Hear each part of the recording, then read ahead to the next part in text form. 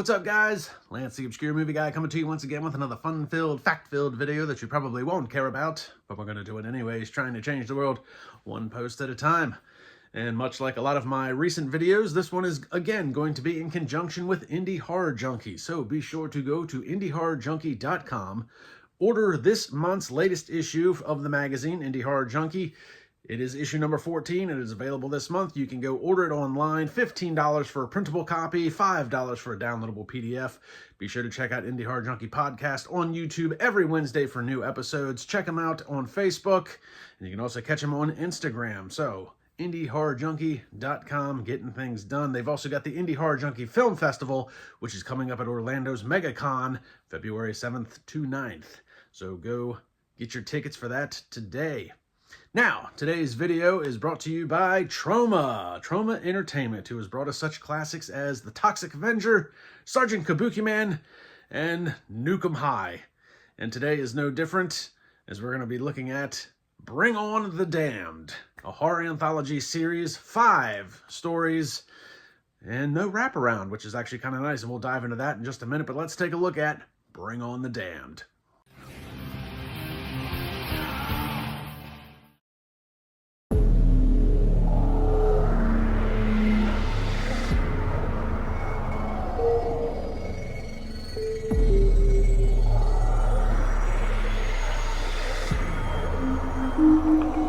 Let's begin.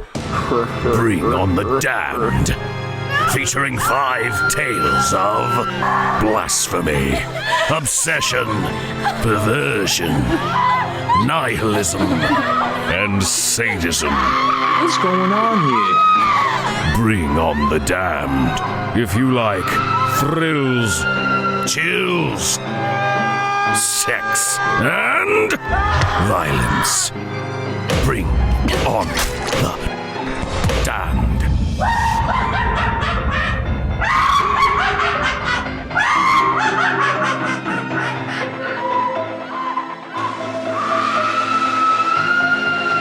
I don't like that.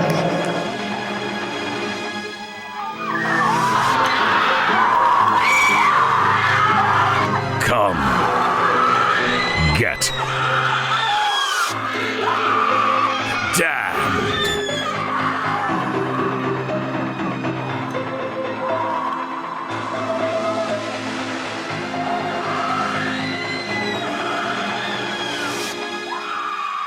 Bring on the damned.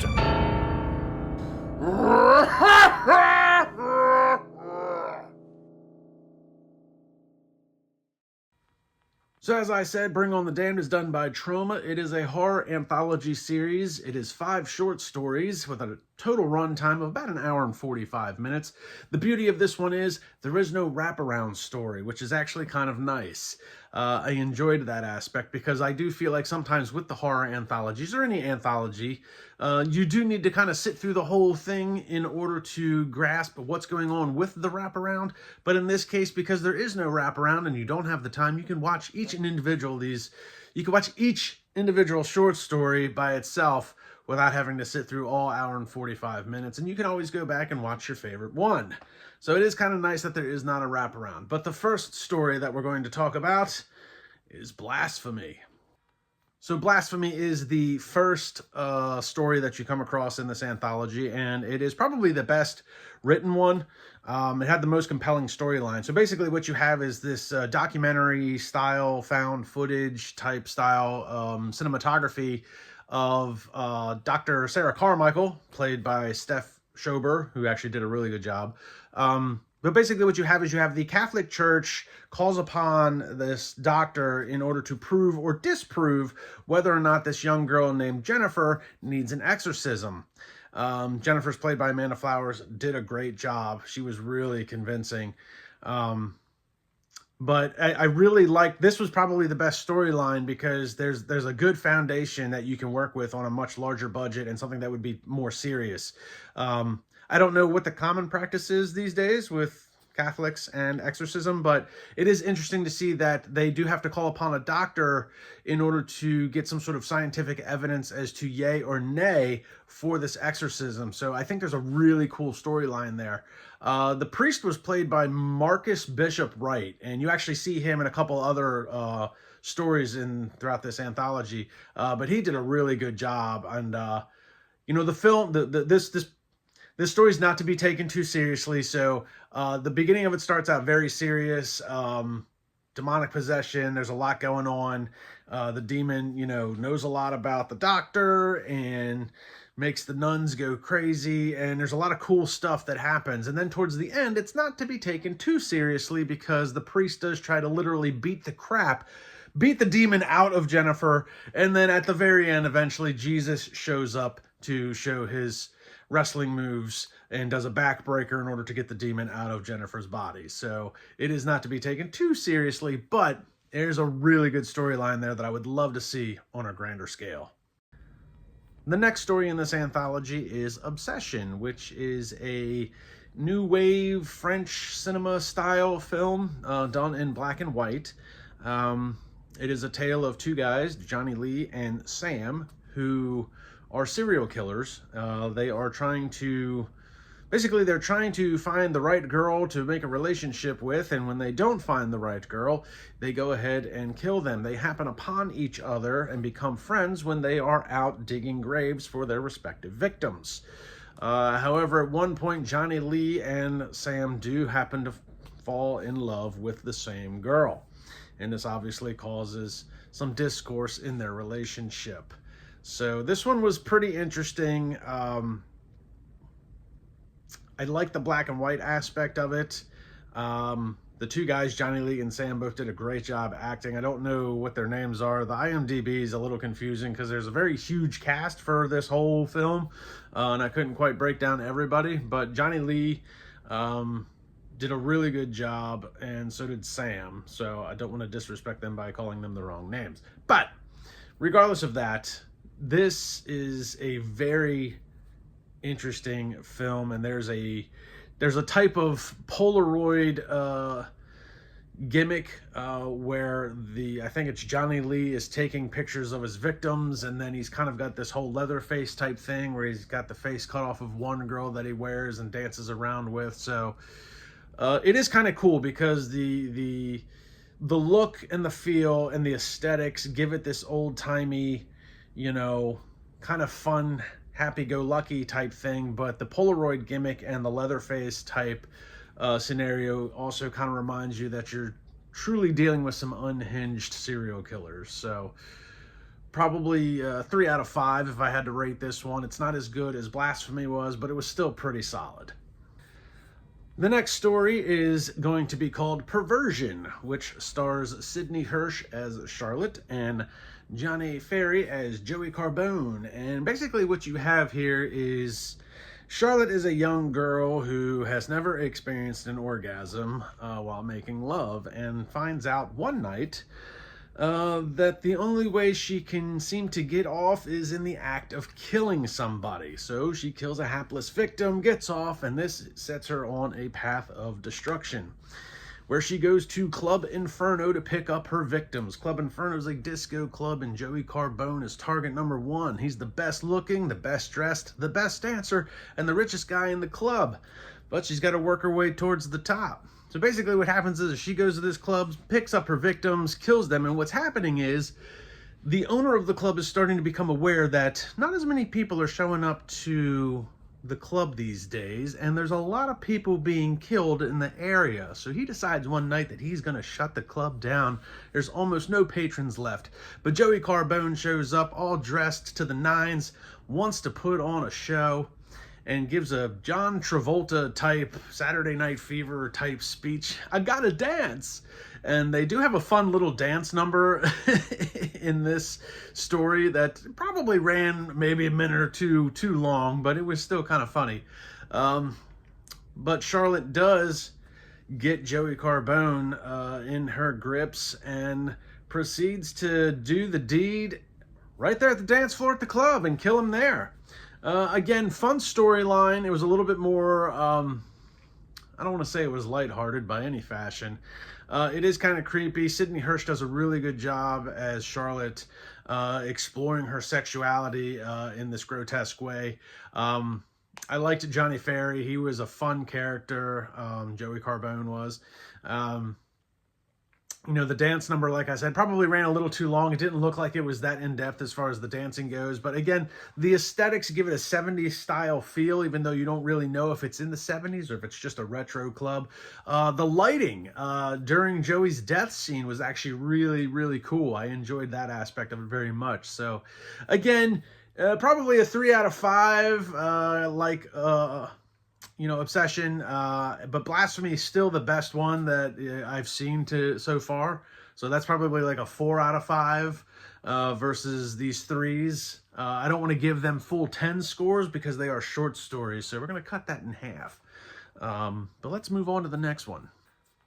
So the next story is Nihilism, again starring Johnny Ferry, this time as Brack.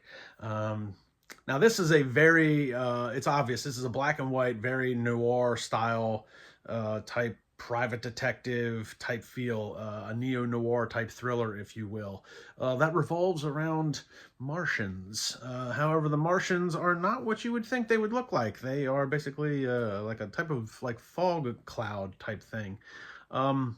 Regardless, though, Johnny Ferry, again, does a great job, and I liked that I got to see Johnny Ferry back-to-back in stories, because he gets to really spread his range in a very quick way. So you have Joey Carbone, who's, you know, a little cartoonish. He's a disco dancer, you know, dresses, you know, to the nines. And then you've got Brack, who is this hardened, you know, private detective with a drug and alcohol problem and suffers from PTSD because he fought the Martians in the war. We're not really sure what the war is, but we know that he was in it. There's a couple of flashback scenes. You know, and Brack is always, you know, he's always brooding. He's a very serious guy, has serious conversations, and, you know, never smiles about anything.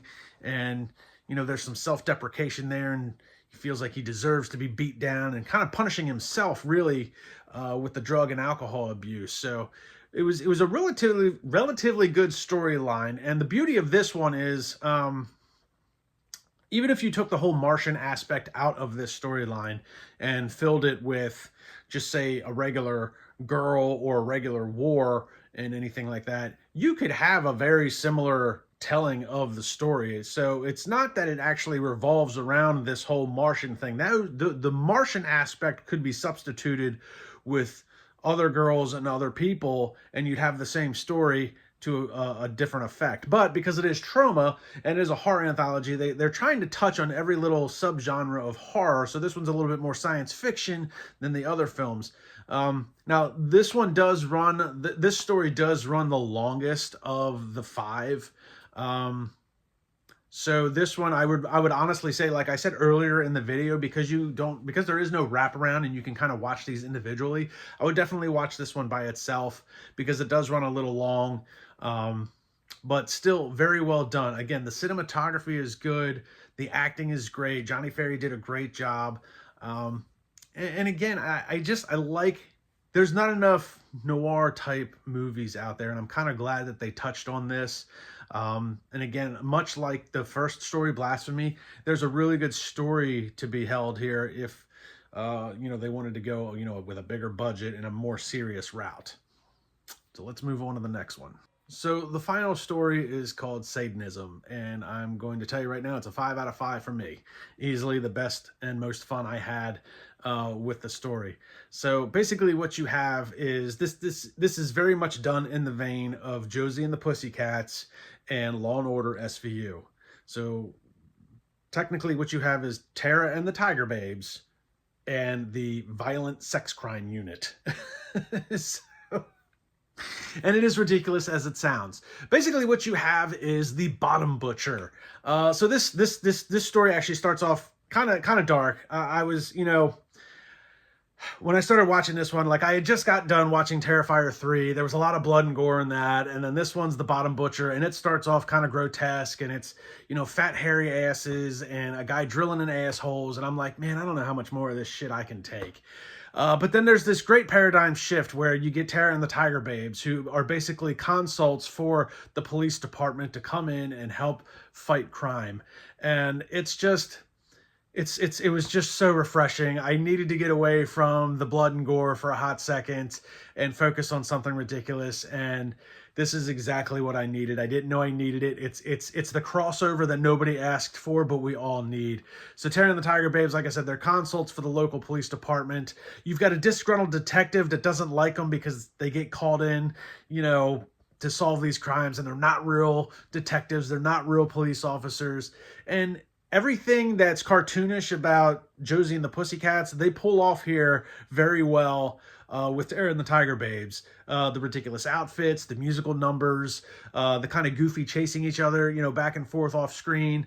It was just done perfect. It was a perfect way to wrap up this anthology series and remind you that you are very much watching a Troma production because of its silliness.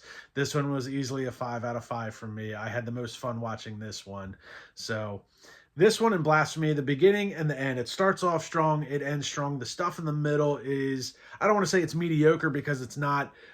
There are some really good aspects in all of these anthology stories, and I am kind of glad that there was no real wraparound that you had to pay attention to with each individual story coming together. So Troma doing what Troma does best, bringing you low budget, high quality, ridiculous stories that are a lot of fun to watch. And the cool thing is, you know, one day Troma, if they ever decide to take themselves seriously, they've got a lot of good foundations with some of these anthology stuff and some of the stuff that they've done in the past. You got to remember, Troma's been around for like 50 plus years. So Toxic Avenger, which is one of my favorites growing up, came out in like 1982. So they've been around. Sergeant Kabuki, man, that's an unsung hero of a movie, man. I'm telling you, that is a good time. But regardless of that, Tara and the Tiger Babes is a perfect ending to this Troma anthology series. So guys, check out Bring On the Damned. If you like horror anthologies, this is going to be right up your alley. If you like ridiculousness, this is right up your alley. It checks all the boxes for all those things. So check it out when it becomes available later this year. Video on demand. You can also go to Troma, not trauma. There's a bit of trauma in the videos, but Troma.com, and check out all of the news and notes for their upcoming films, including this one. And check them out online. Guys, like, subscribe, and comment to my YouTube channel. Check me out on Facebook, and I will see everybody in the next video.